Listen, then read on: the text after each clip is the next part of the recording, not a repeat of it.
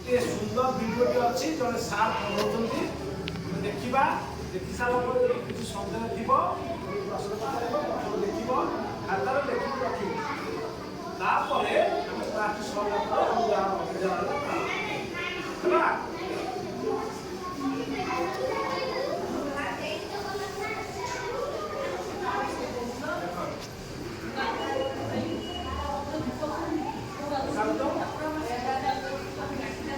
Hello पिला माने केमिति अच्छा भलो अच्छा तो पूर्व में पढ़ी रासायनिक प्रतिक्रिया किपरि संगठित हुए एवं विभिन्न प्रकार परीक्षण करी आमे रासायनिक प्रतिक्रिया को बुझिथिले।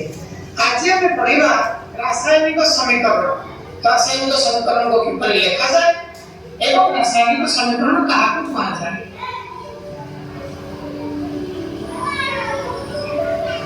पिलाने आमे पूर्व पढ़िथिले दुईटी उज्जैन परमाणु और गोटे अम्लजान परमाणु मिसी गोटे जलवायु सृष्टि करती। एही विषय को आमे संक्षेप में प्रतीक और संकेत व्यवहार कर लिखिबा को रासायनिक समीकरण कहा जाए। तबे आसो आमे भलो भाव जानिबा रासायनिक समीकरण संज्ञाटी कोन आसो देखिबा।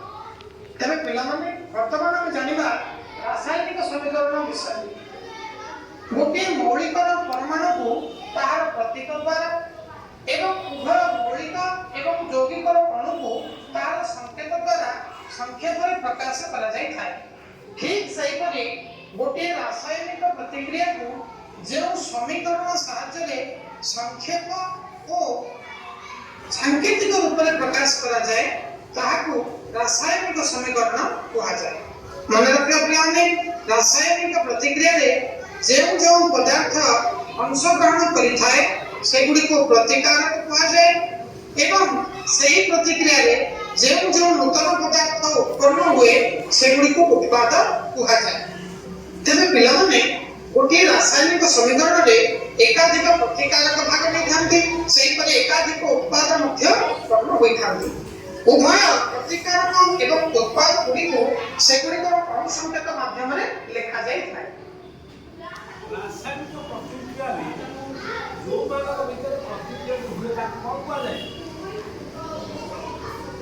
जहाँ जो जो पदार्थ प्रतिक्रिया कौन कहुए बाम पटे लिखे डाण पटे लिखे बाम पटे लिखे कौन कहुए प्रतिकारक। प्रतिक्रिया है सोडियम क्लोराइड सागर प्रतिक्रिया नूतन जिन सृष्टि हम रासायनिक प्रतिक्रिया नूतन जिन सृष्टि हम सृष्टि है सोडियम क्लोराइड देखा डाण पटे मझे समान चिन्ह चिन्ह रासायनिक समीकरण बुझेगा।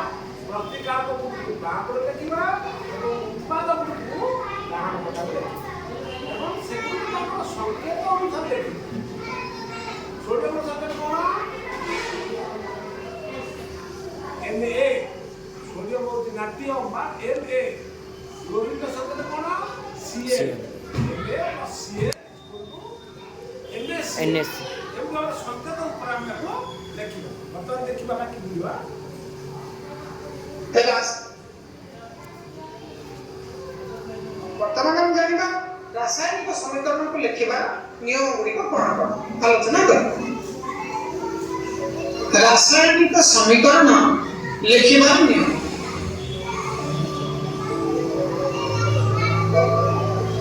तेरे पिला माने रासायनिक समीकरण लिखिबा नियम जानिबा को हेले हमको प्रथमे गोटे रासायनिक प्रतिक्रिया को विचार करबा को हेबो।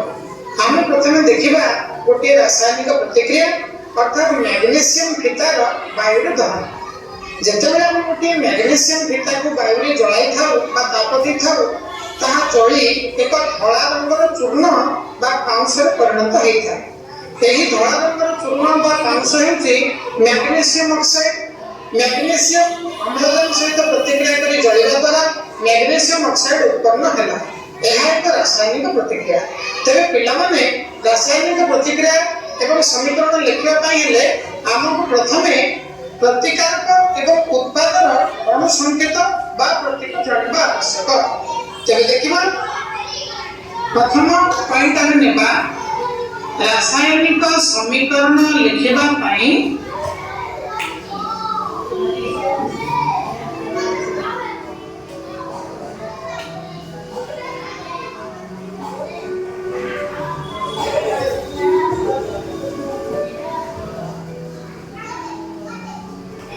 ଉଭୟ ପ୍ରତିକାରକ ଏବଂ ଉତ୍ପାଦକ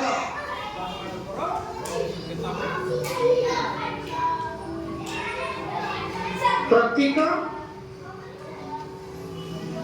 କିମ୍ବା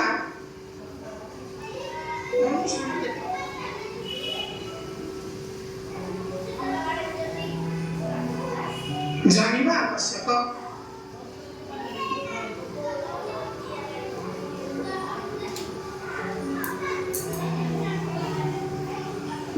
ଏଠାରେ ଆମେ ଉଦାହରଣ ସ୍ୱରୂପ ନେବା ମ୍ୟାଗ୍ନେସିୟମ୍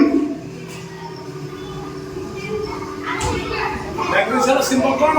ପ୍ଲସ୍ ଅମ୍ଳଜାନ Mg ଅର୍ଥାৎ ଅମ୍ଳଜାନ ସଂକେତ ମ୍ୟାଗ୍ନେସିୟମ୍ ବାୟୁରେ ଜଳିବା ବା ଅମ୍ଳଜାନ ସହିତ ପ୍ରତିକ୍ରିୟା କରି ଜଳିବା ଦ୍ୱାରା ତାକୁ ତାପ ଶକ୍ତି ଦିଆଯାଏ ଏବଂ ଉତ୍ପନ୍ନ ହୋଇଥାଏ ମ୍ୟାଗ୍ନେସିୟମ୍ ଅକ୍ସାଇଡ୍। ତାର କ'ଣ ସଂକେତ? ମ୍ୟାଗ୍ନେସିୟମ୍ ଅକ୍ସାଇଡ୍ ସଂକେତ କ'ଣ?